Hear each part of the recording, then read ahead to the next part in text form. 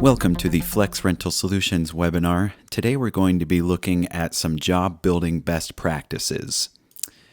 As you can see, I have a quote open here, and this is really built kind of the standard way that we sort of recommend people building quotes, especially if you have smaller jobs and if you're just starting out within Flex. You'll notice we'll kind of go over some of the basics for some of you that might not know how these different sort modes work. But when you start a quote, it automatically defaults into this auto sort mode. And whenever you add inventory to the quote, it gets added into a subtotal that's based on the parent inventory group that it belongs to. So for example, you'll notice this Barco projector that I added was automatically added to a video subtotal. When I added the Apple MacBook Pro 15-inch, it added to a subtotal called computers because that's what the parent group that item belongs to. And just so you can see this in action, I'm going to minimize this header so we have a little bit more working space. If I add an item from, we already have something from lighting. Let's do something from our power category. And let's just add a simple 25-foot AC cable. Remember, I'm in auto sort mode. And so when I add this to a quote, it doesn't matter where I try to drop it. I could drop it way up here. But where it's going to add is in its own subtotal based on the parent inventory group. And so that's how a lot of people, especially for just a smaller job, will build their jobs. And you might want to think about the way that your inventory groups are organized over here, because that's the way that the subtotals are going to appear in your quote. So you might want to put your top build items like video, audio, and lighting near the top, and then maybe more of your expendable and things that people might not want to look at each line item near the bottom. Like a lot of times your power might be that, shipping cases, and things like that. It really just depends on your company and what kind of inventory you rent out and what you want your customers to see first. So again, that's really kind of the general way that you would build a job. Let's start another job, and we'll show you a couple other methods that you can use as you're building job. Depending on the type of job that it is, the size of the job, you can use several of these methods that we will describe here. So let's just call this job building 2. We'll just give it some random dates. It doesn't really matter at this point. We'll use Chris as the client. Let's also make sure we have a default time of 1. What we're going to do here is actually use what we call insert sort mode. Notice what happens when I use insert sort mode. I could put that same projector onto this quote that we had on the last quote. And this projector does have a required suggestion, so I will choose one of these lenses. But what you'll notice is that it just inserted into the quote, not into a subtotal at all. And so that's what this insert sort mode will do.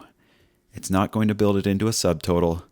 You can put it into a subtotal, though, if you have subtotals already created on this quote. So for example, if you had built in auto sort mode and you already have subtotals, you could switch to insert sort mode and then just drag and drop items into any subtotal you want. A more common method would be to create a custom subtotal, which you can do using this create subtotal option over here in the workbench menu.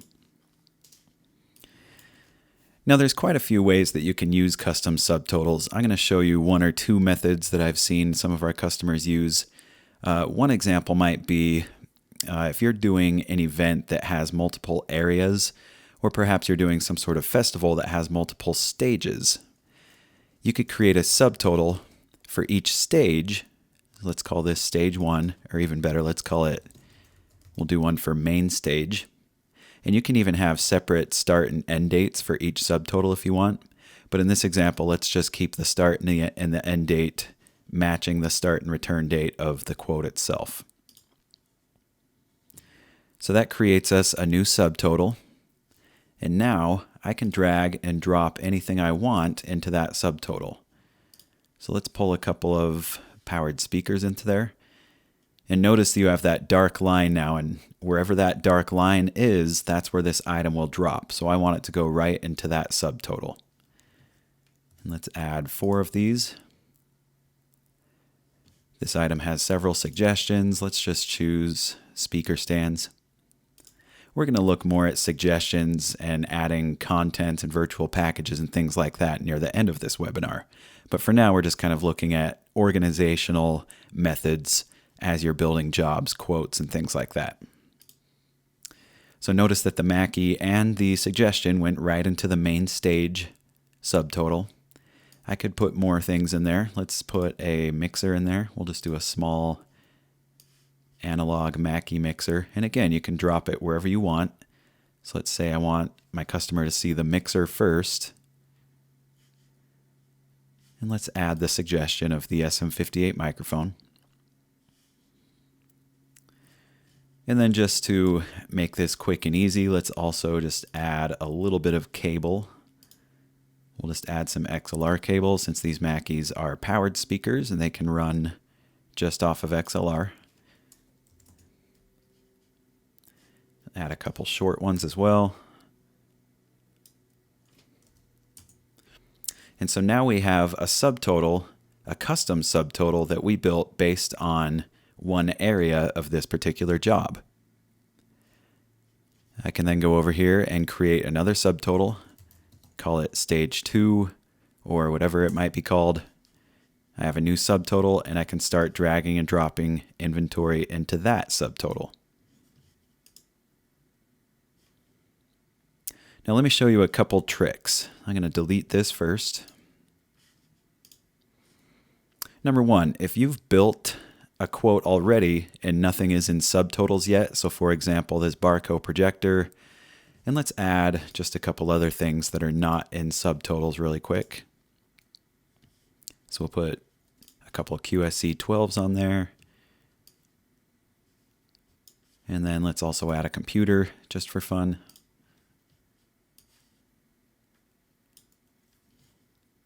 So one thing that you can do is if you already have items on a quote and they're not in a subtotal, you can select any of those items, then create a custom subtotal.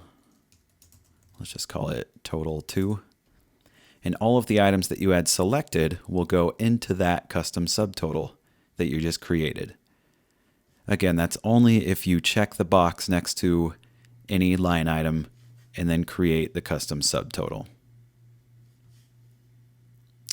And then one more thing that you can do with subtotals, let's say that you are doing a quote that has maybe 4 or 5 breakout rooms, and each breakout room is essentially going to have the same exact gear in that room. So in this case, let's use the stage. So maybe we have a main stage, but then the secondary stage is going to have almost this exact same setup. So what you can do is actually click on the cogwheel of the subtotal, click Copy Line, and now I could go over here and click Paste Copied Lines, and what it's going to do is paste, it copied and pasted that entire subtotal. It's still called the same thing, so we can go over to the cogwheel of the pasted subtotal, click Edit Subtotal, and then change this to whatever the name is for that subtotal is. And if I need to make any small changes, let's say for example, this stage needs a playback computer for music. We could add that to the next one. So it's just a really quick way of saying, because a lot of times if you're building like a breakout room, for example, you might have 15, 20 different line items for video, another 10 or 15 for audio, some lighting. So one of your subtotals might have 50 plus line items and you don't want to have to go rebuild that every single time. So you can just simply copy and then paste and then change the name of the pasted subtotal.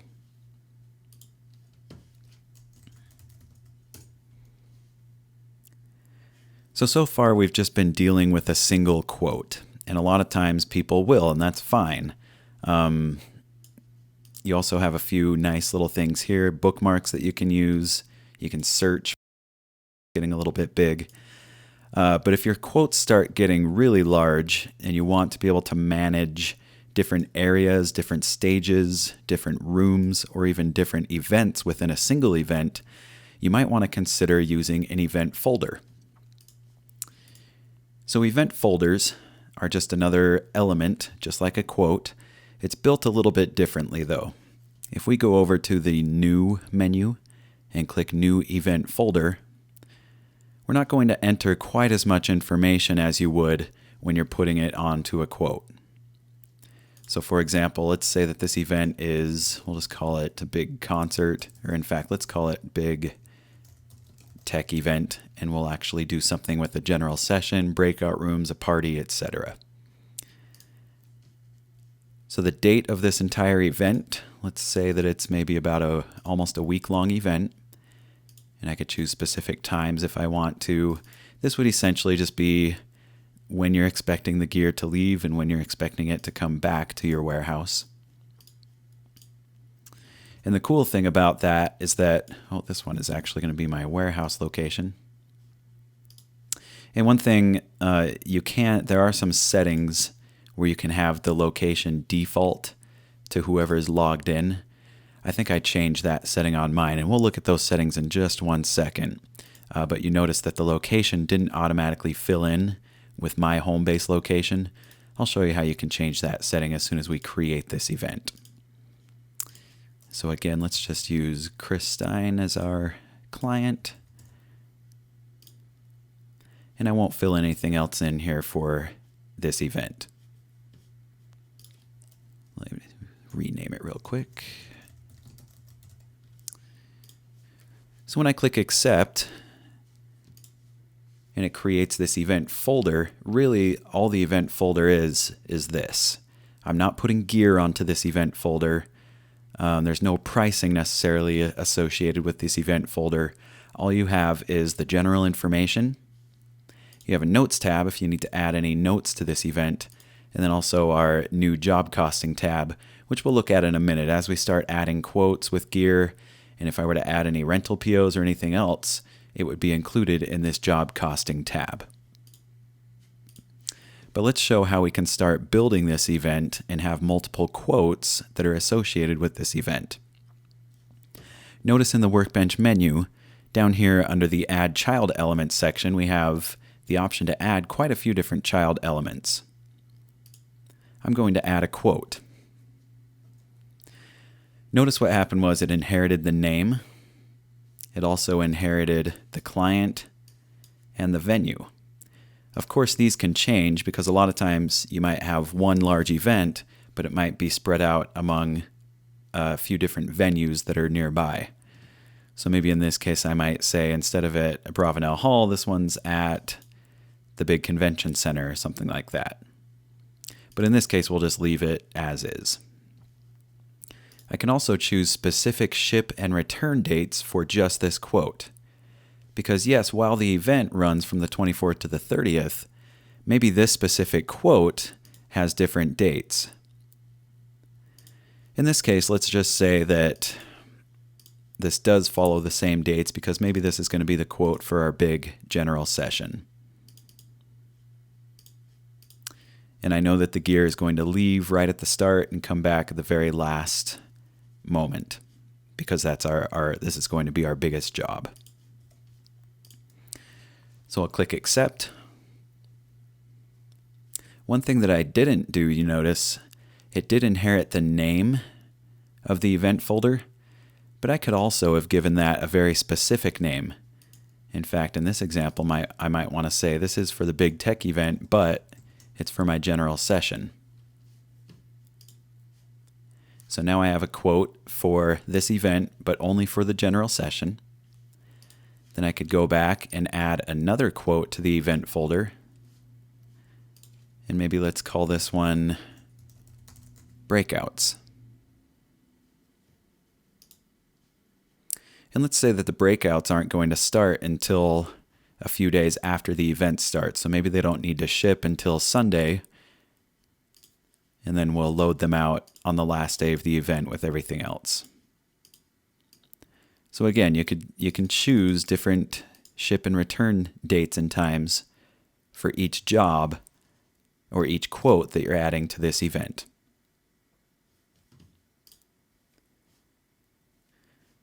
You'll notice too that in my project tree up here, I have the event folder with each quote underneath it. And that's how it will show up in the calendar as well.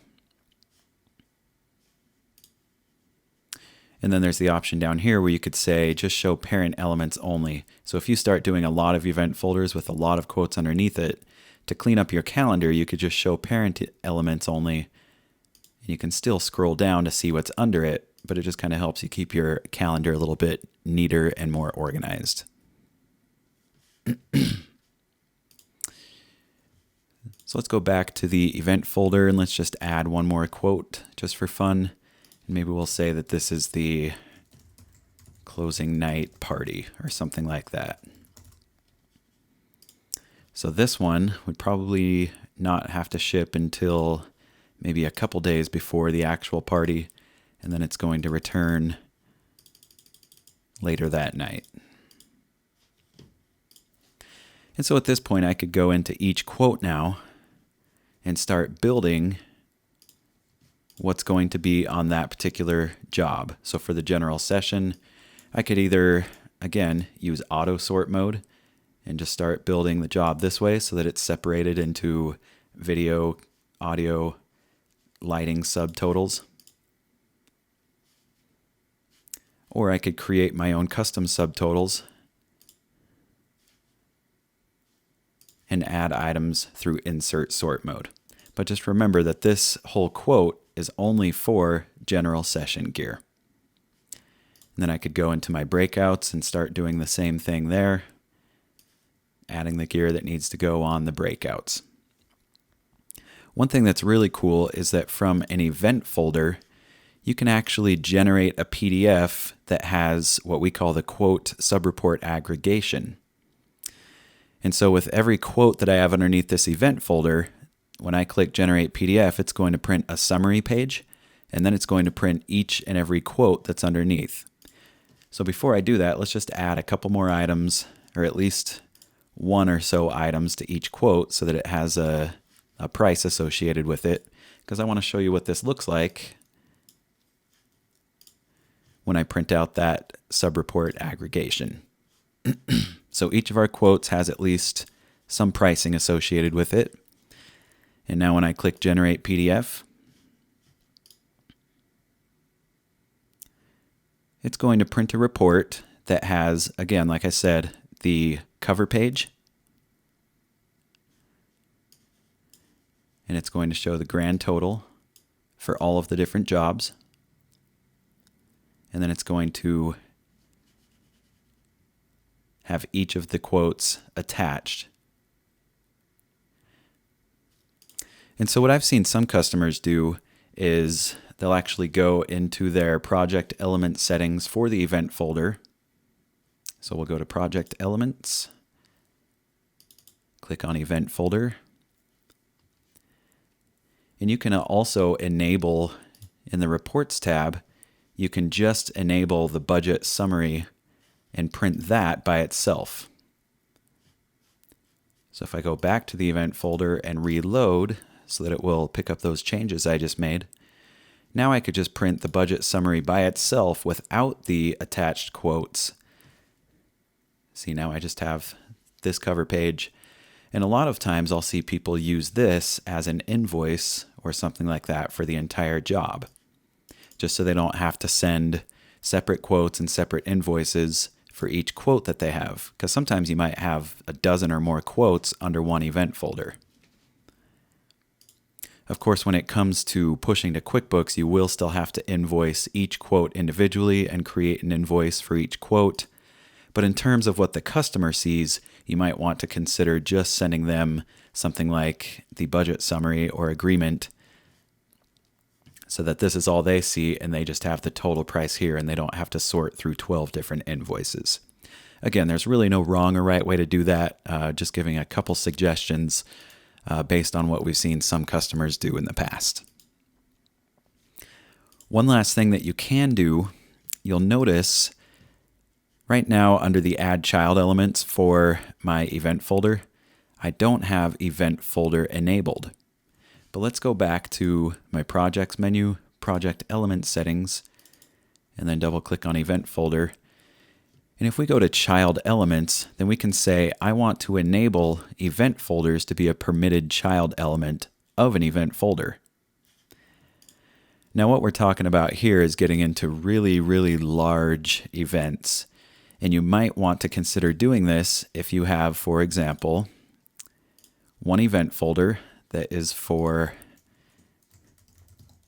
just a super large event.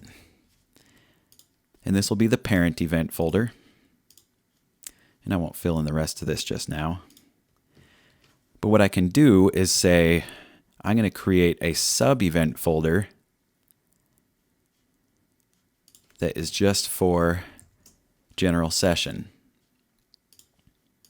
Give it its dates and times. I don't remember exactly what I did. I think that's right. And then under this event folder is when I would begin creating quotes. So I might create one quote for audio, one quote for video, one quote for lighting, one quote for labor. I've seen some companies that do this where they'll have one parent event folder, then they'll have sub-event folders, maybe a dozen or 15 of them for general session, for breakouts, for party, for scenic and decor. And then under each of those event folders, they'll have the individual quotes that are associated with that specific area. So at that point, you might turn into having somewhere in the neighborhood of 50 to 60 different elements between events, event folders, quotes. You can even add purchase and rental POs underneath an event folder if you're not doing it directly underneath a quote, expense sheets, etc. And then after you start creating pull sheets for each of the quotes, you might get to the point where you have 70 to 80 different elements underneath one single parent event folder. And that might seem a little bit overwhelming, but think of it this way. It's much nicer to have that housed underneath just one parent instead of as 50, 60, 70 different jobs that are just all by themselves on the calendar. So it really just makes it easier for you to organize things, especially when you have those really large jobs. And again, just looking at some of those project element settings for the event folder, if you want to use that method, make sure you go to Child Elements and make sure that Event Folder is enabled, and then click Update. And then also on the reports, you can enable any of these budget summaries to print just by itself instead of with the quotes attached to it as well. And the last thing that we'll look at, this is one thing that I forgot to change, but remember when I first created the event folder, it did not default to my home base location. That's because in the contact associations here, I do not have user default set to yes. And in case you don't know what I mean, since I'm logged in as myself, if I go to my employee contact record, I just want to make sure that my username here is attached to my contact entry and that I have a home base location chosen. And so if we go back to the project element settings for the event folder and say that the business location is set to user default, then click update. Now when I go to create an event folder, the location is going to default to what my home base location is. And I think that is set up to yes by default. I believe I just changed that in my system probably during another training.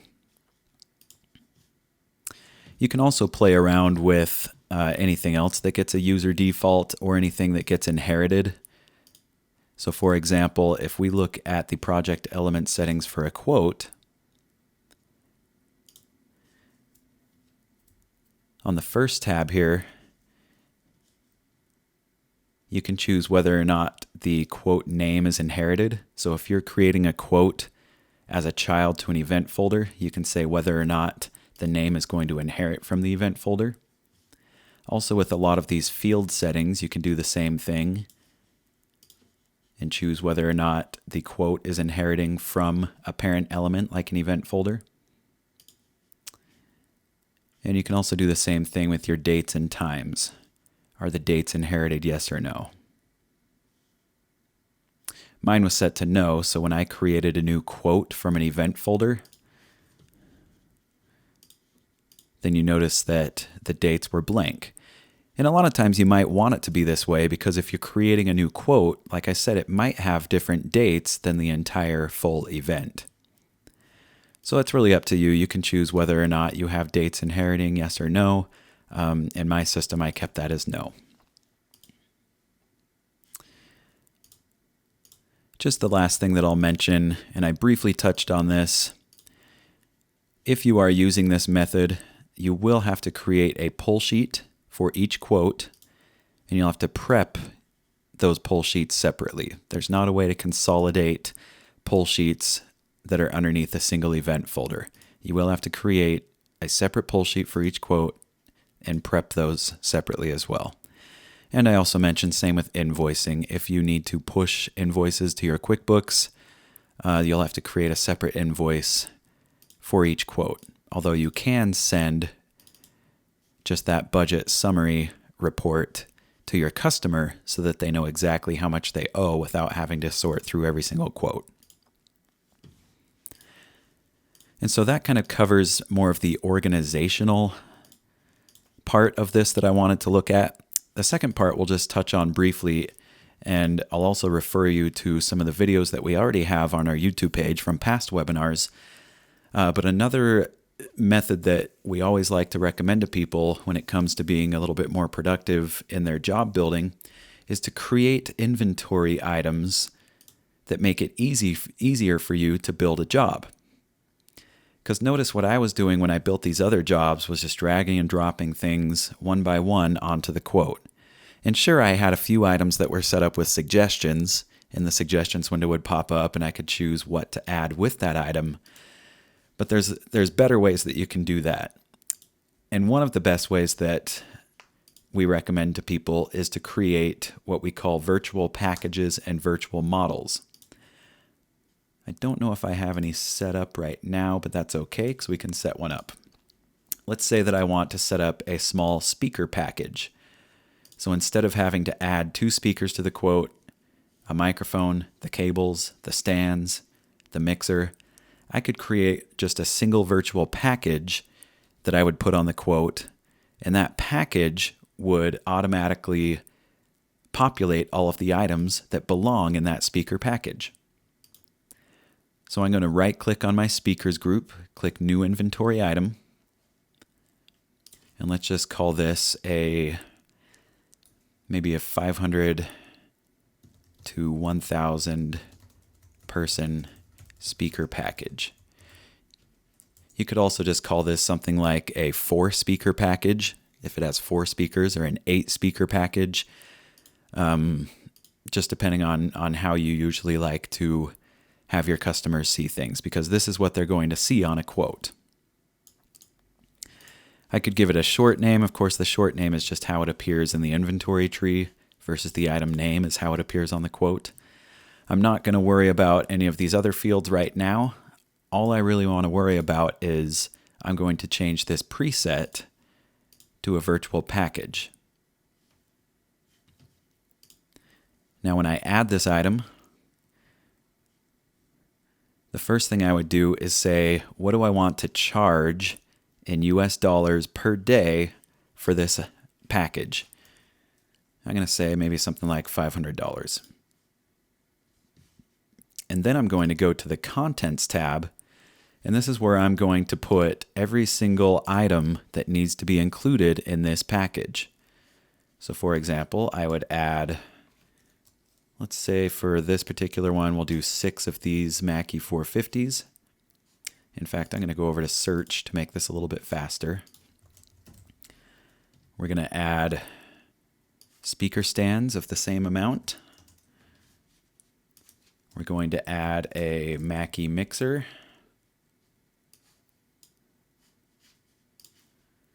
And then we'll even add the XLR cable that goes with it. So let's say that it always goes with just 4 25 footers, 6 50 footers, maybe a couple of 100 footers. and 6 short ones as well. And I could put anything else in here, but let's just leave it at that.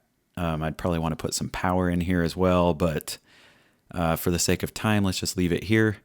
I could also include suggestions, though, to say maybe it's not included in the package, but I might want to suggest sending some sort of microphone, just a standard SM58.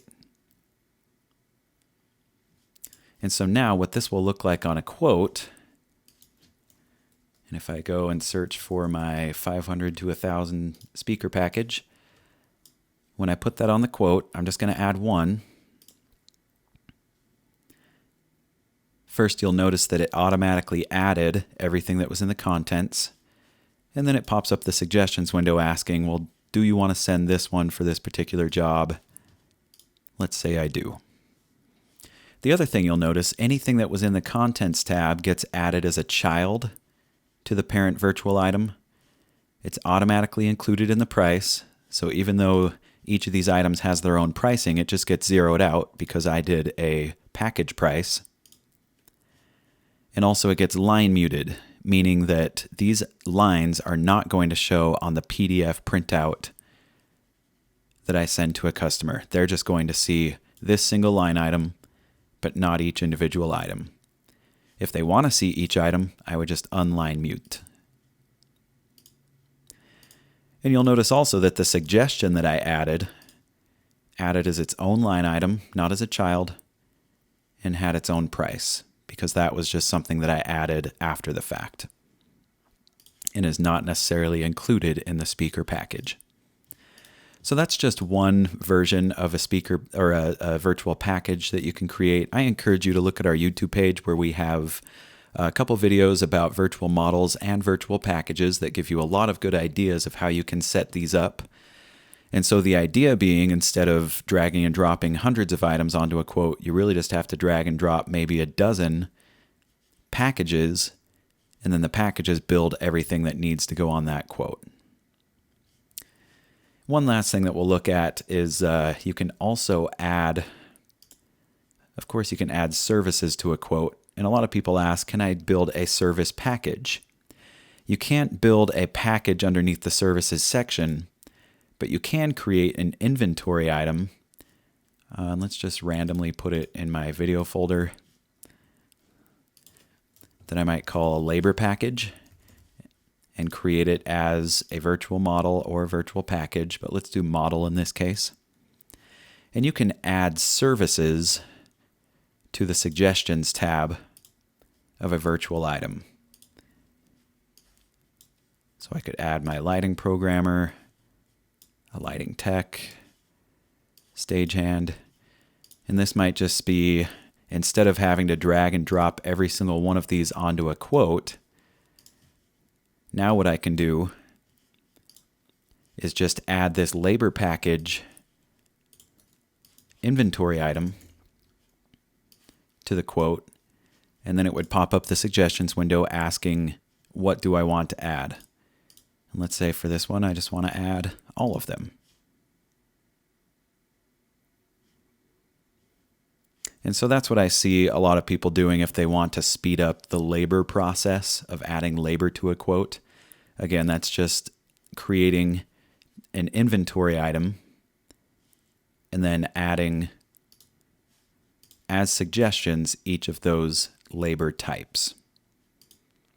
Again, we have a lot more videos and best practices on our YouTube page for virtual items, so we recommend checking that out to kind of round out this discussion of job building best practices. If you have any questions or maybe suggestions that you want to give to other users, we always encourage you to visit our forum.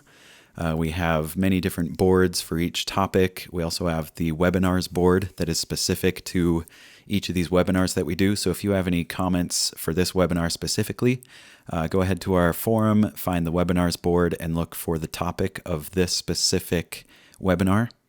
If you have any other questions that are more technical in nature, then we ask that you email support@flexrentalsolutions.com.